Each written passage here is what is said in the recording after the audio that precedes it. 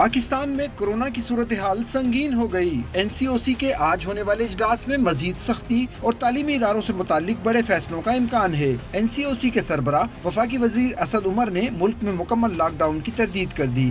ताहम तीसरी लहर को इंतहाई खतरनाक देते हुए पाबंदियों में इजाफे का इशारा दे दिया। फिर बदकिस्मती से जो सूरत हाल पैदा हो गई है, कल सुबह जब हमारी मीटिंग होगी तो हम इन पाबंदियों के ऊपर इजाफा भी होगा। वो गलत खबर किसी ने चला दी कि मुकम्मल सारा मुल्क लॉकडाउन होने वाला है, ऐसा नहीं है, लेकिन हमें पाबंदियों में इजाफा भी करना पड़ेगा। आज से हम इंतजार नहीं कर सकते कि वो 3300-3400 तक पहुंचे, हमें आज ही जरा ज्यादा बड़ी पाबंदियों की तरफ जाना पड़ेगा। वफाकी वज़ीर तालीम शफकत महमूद ने भी वज़राए तालीम और सेहत का इजलास 24 मार्च को तलब कर लिया। तालीमी इदारे खोलने या बंद करने के हवाले से फैसला किया जाएगा। इजलास में बढ़ते कोरोना केसेस के पेश नजर स्मार्ट लॉकडाउन का दायरा कार बढ़ाने और तालीमी इदारों की बंदिश में तोसी के फैसलों का इम्कान है। वफाकी वज़ीर तालीम शफकत महमूद ने ट्विटर पैगाम में कहा कि कोरोना वायरस की तीसरी लहर की शिद्दत संजीदा हो रही है।